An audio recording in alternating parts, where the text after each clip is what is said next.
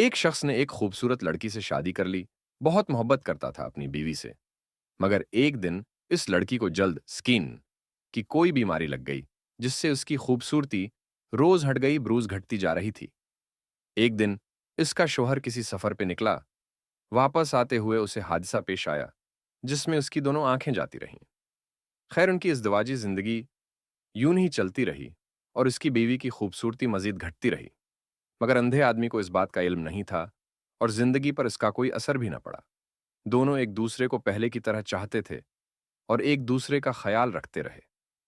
خدا کا کرنا ایسا ہوا کہ ایک دن اس لڑکی کا انتقال ہو گیا۔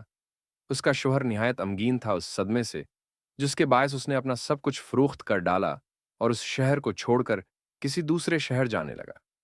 جاتے ہوئے رستے میں ایک شخص نے پیچھے سے آواز دی اور کہنے لگا، اکیلے کیسے جاؤ گے؟